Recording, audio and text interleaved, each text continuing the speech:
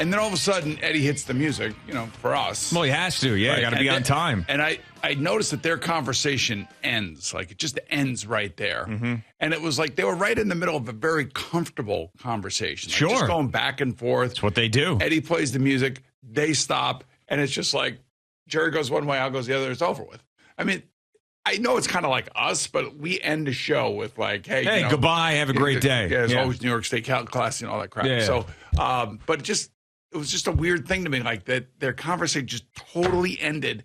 And I felt like they deserved more time to go maybe into the other studio and maybe just keep talking. No, they won't keep talking off the air. They don't want to talk to each other off the air. It's just on the air. And it ends, and they're happy that it's over, and now let's go on to our next part of our day. That's all it is. But you know what I'm saying? It's like it was just like a really weird ending.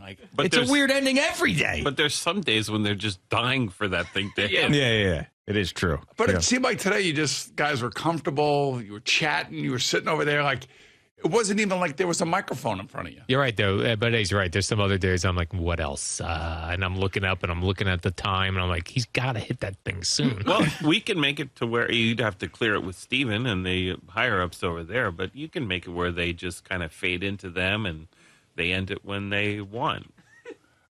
Listen, I'll tell you, today was just a very casual conversation, and they both just got up and left and didn't even say goodbye to each other or anything. Well, I mean, they're going to be seeing each other for the next 4 hours. No, but I mean, they're not saying goodbye to one another. I don't. They just don't. Yeah, really. if you get it approved, we can work it out, and this way you can talk to Amy longer.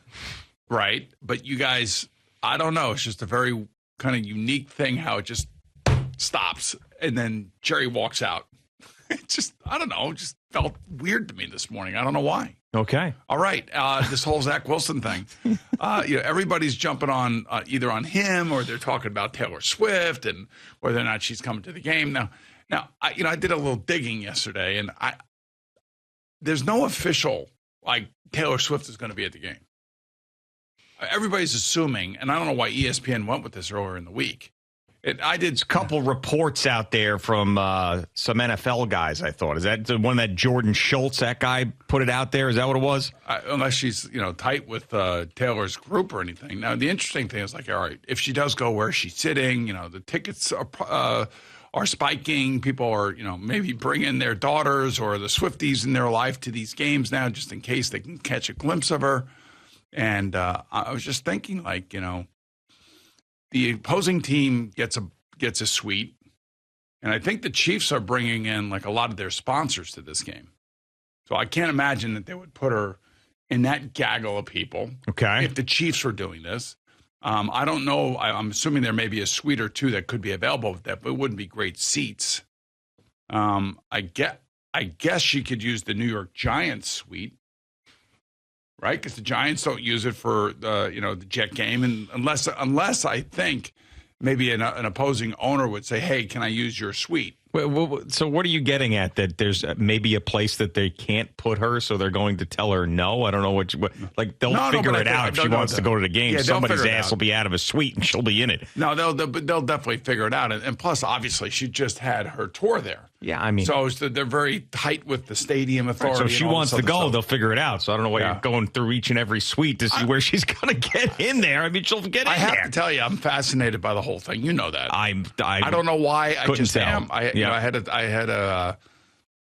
had asked my daughter Sydney for some, perspective on this whole thing, and she's a hardcore Swiftie. I didn't realize that, by the way.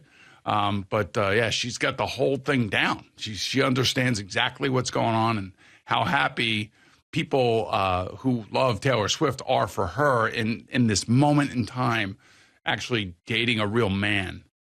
Oh, so I don't know her dating history. She's not dated real men in the past? No, I guess theater geeky guys, that kind of.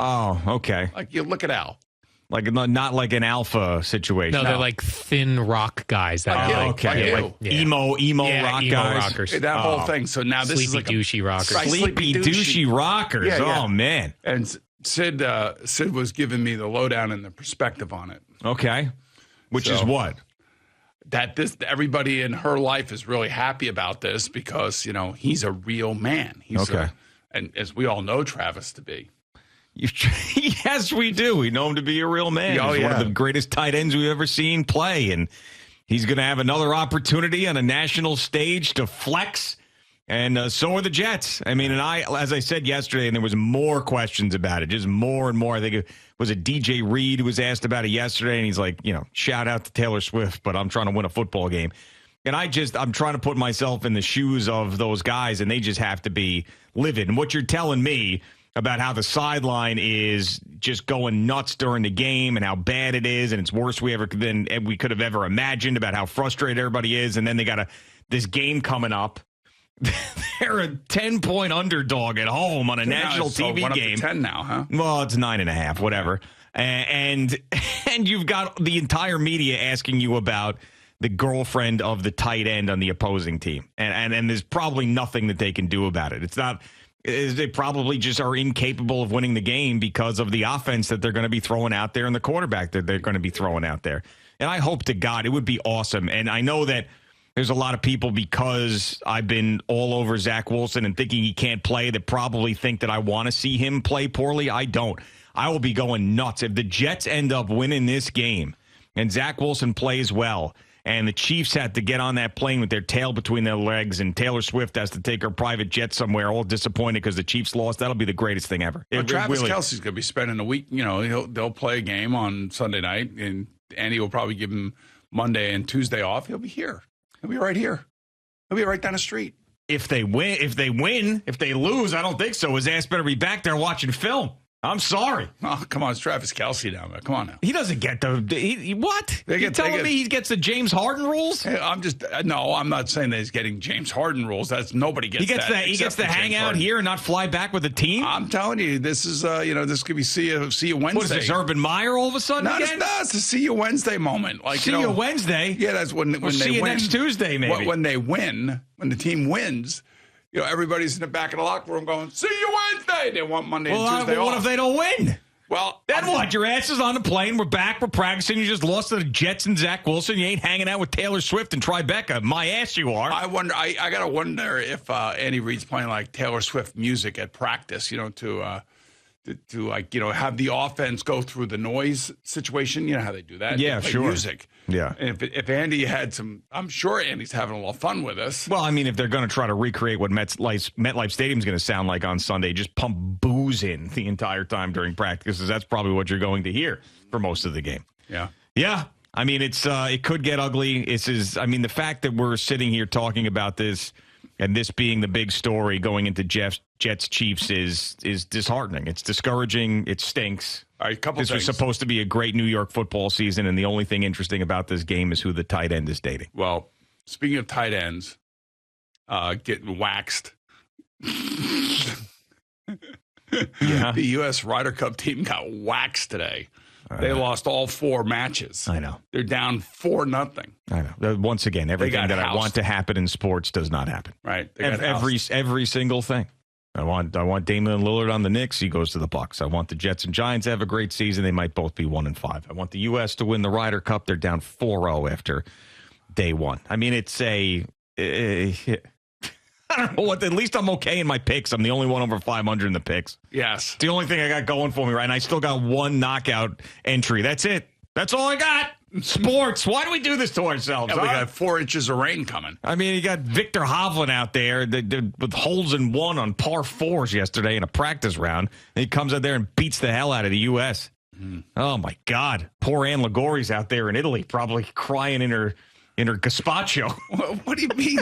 I mean, she's in Italy. It was a beautiful day over there, it looked like. Yeah, but she wants the U.S. to win. I mean, she's like your quintessential American golfer, and she wants to see the Americans win. And they're getting their asses handed to them in Italy right now. It's unbelievable. You see the crowds? Yeah, no, of course. Huge crowds. Golf is as popular as it's ever been. Yeah. And everybody loves these team matches. Be nice to maybe split today as opposed to get waxed this morning. Oh, God. Woo. Just ugly. I mean, and it happens overnight, so you wake up and you see it, and you're like, oh, my God.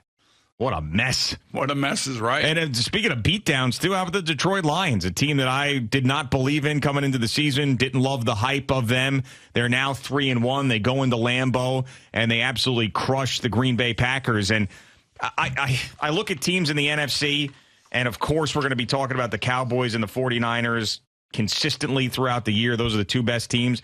But, like, where do the Giants fall into that next tier? And I think we're really going to figure that out and get a better idea of that after the Seahawks game, because I think the Seahawks are also one of those teams that you're discussing in that next tier, and can they get to that top tier or close to that top tier? But, I mean, I feel like the Lions are right there. Here's the Lions. They have a great offensive line. Yeah. They have two running backs, David Montgomery that they picked up from the Bears, right, in the offseason. Yep, Jahmyr Gibbs. And they drafted Jahmyr Gibbs. Now, Montgomery's doing all the heavy lifting right now. He had 3 touchdowns last night, and he's running with authority, and, they're giving him the, a predominant number of the carries. Jahmyr Gibbs is an explosive player. They are locked and loaded right now with the running back situation, with the offensive line. They're one of the best offensive lines in football. Remember the debate whether or not the Bengals should take Penei Sewell or Jamar Chase. Yep. Well, the Bengals took Jamar Chase, and it's a great pick for him and Joe Burrow, and they clicked immediately, and they've gone to AFC Championship games in the Super Bowl. But Penei Sewell was the other one, and he's turned out to be a great player for the Lions. And this Aiden Hutchinson is, everything that you want in a defensive lineman. He's relentless. He's Nick Bosa, he's Myles Garrett, he's TJ Watt, he's the guys that are, he's the energy that runs that defense. And the defensive and offensive line just absolutely steamrolled the Packers last night. And again, David Bakhtiari, their left tackle, has just been put on IR again. Yeah. I mean, that guy just can't stay healthy. And without him playing, they're just not the same team. And, Jordan Love had a couple tip balls last night. But, that's why when Rob Saleh is talking about Zach Jones and he's saying that he's not throwing interceptions in last week's games, and that's why they had a chance to potentially win the game with the Hail Mary. Last night, interceptions turned into points.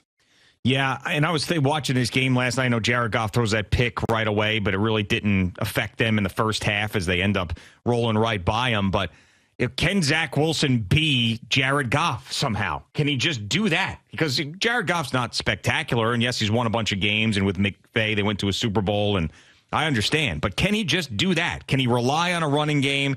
Can he rely on the other things about the team that are good and just make the throws and not be spectacular? Is it possible that he could be that? Because you look at the Lions, you know that Jared Goff's not a great quarterback, and you know that he's good, he's above average, but he's not someone that if you match up with him in a Super Bowl, you're worried about him being the Super Bowl MVP or he's going to be fantastic and throw for 400 yards and 4 touchdowns. He's not Joe Burrow. He's not Patrick Mahomes. He's not Justin Herbert. He's not Josh Allen. Not any of those guys. But he gets the job done. He wins games. Did you see the interview that he and Big Whitworth had last night? Yeah, because he called him a poor man's Tom Brady? No. Oh, damn it. What was it? They played together at the Rams. That was the whole thing. That's why Whit was interviewing him. Poor man's Matt Ryan. That's what it was. He called him a poor man's Matt Ryan. So did you see the Instagram post of this one NFL fan talking about how the whole league is filled with Kirk Cousins? No, I did not see that. Did not see it. No, but you've seen every Instagram post, I think, of all time. But they were just talking about Kirk Cousins. This is a Kirk Cousins. That's a Kirk Cousins. Yeah. And they even said, we even got a black Kirk Cousins. You know who the black Kirk Cousins is? Dak Prescott. Oh, okay. Yeah, I could see that. It was hilarious. Yeah. I mean, and there's a lot of guys that are competent. That's all you want from Zach Wilson. That's what you're saying. Yeah, I just want a competent quarterback that can go out there, go through the process of reading, defenses and get rid of the ball and don't make any stupid mistakes. I mean, if the Lions can be 3-1 with the way that Jared Goff plays, the Jets could be the same or better. I mean, and if not, and if they can't, then that means that we're overrating the rest of the team. Really? Because either one of two things are happening. Either Zach Wilson is that bad or the rest of the Jets are not that good. So it's so frustrating because there are so many guys that are in now. Kirk Cousins sort of elevated himself to be a little bit better than the average middle of the pack quarterback with the numbers that he's putting up are just absolute insanity. And yes, he's got one of the best wide receivers in football, but there's a lot of these guys that are just in the middle tier. And if Zach Wilson could just somehow get up there with the talent around him, they could still have a season. But I just don't believe that he's capable of that. We're not asking the Jets, Rob Saleh, nobody's asking him to be Patrick Mahomes. Just be like a C+. Don't be a stone F every time you go out there. Be a C+. You might be able to win some games. Okay, well, he's trying, as you heard yesterday. He's trying to, as he is talking about the noise around him. Yeah. He's saying that he's blocking the noise out. It's impossible. I can't even imagine what that kid's going through. Well, yes, you can. I mean, I can, but but it's even worse than when I was here. When I was here, it was just, this radio station and some writers. Now it's everybody that's got an opinion can go right to social media, and these I say poor kids. I know he makes up millions of dollars. I understand that. But he's still a human being. Can you not see the human side of things? Of course I can. And I also see all the humans that are suffering in that building, and their jobs are on the line because he's incompetent. There's also that human side. And all the people that are losing money, and all the people that are, the Joe Douglas and Rob Saleh and all these other guys that might lose their jobs and their livelihoods because this guy can't play. So I do see the human side of it. And how about the human side of us that has to come in here and talk about this crap every single week because this kid can't play? I see that human side too. It is a feel-good Friday. Hey, I'm feeling great. That doesn't sound like it. Well, what do you mean? I mean, can you see the human side? You want me to have empathy here all of a sudden? I'm trying to talk you through this.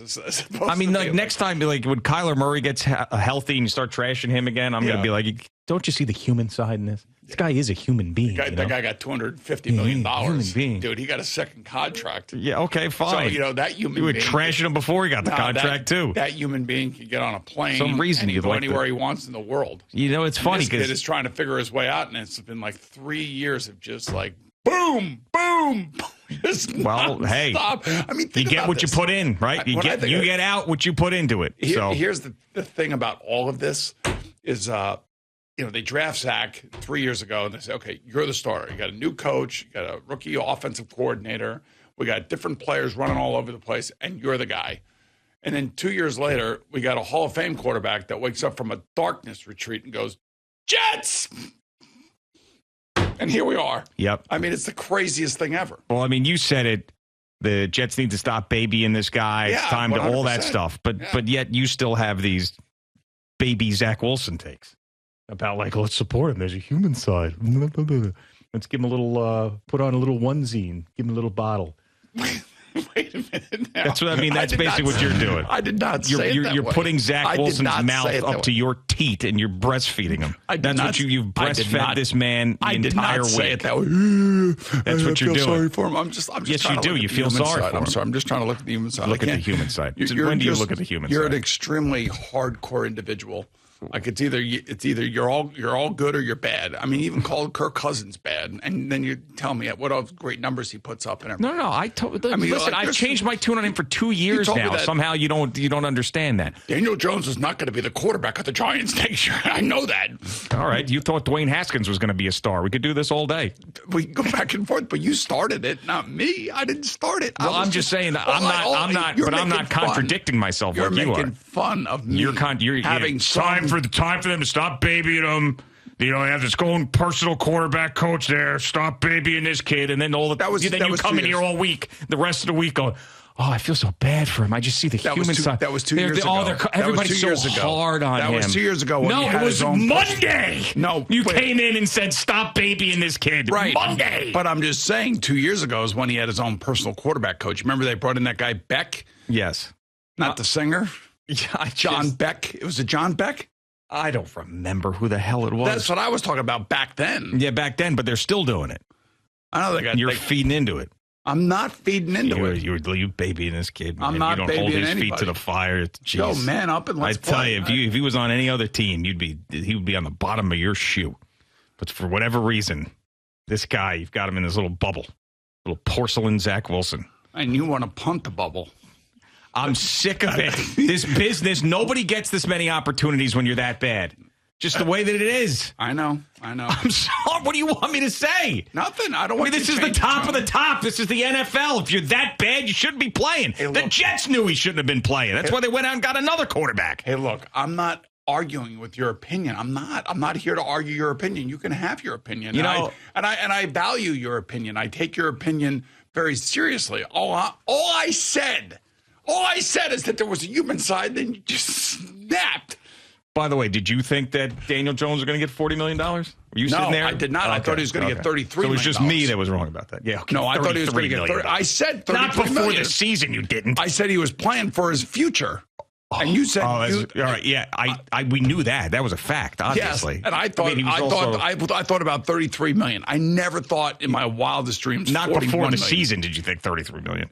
Neither one of us thought he was going to be back as the season was unfolding. I was saying he was playing himself into a new contract, and I thought 3 years like $8 million, $99 million. All right, Boompa. He's got 4 grandchildren now. Little Alice. Got little Kazman. Yep. Got Winnie Doo Doo. Yep. He's got little Zach Man.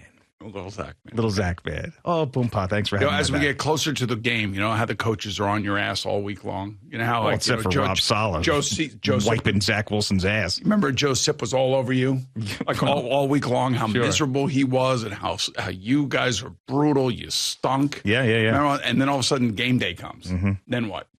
You guys did the greatest thing ever, man. You guys are awesome. What a week in practice we had. We're ready to go, and then you got your ass kicked by East Iceland. No, well, 1998 week 1, yes. Tim Mesner ran all over us 29-0. Boom! All right, Boomer and Gio on the Fan.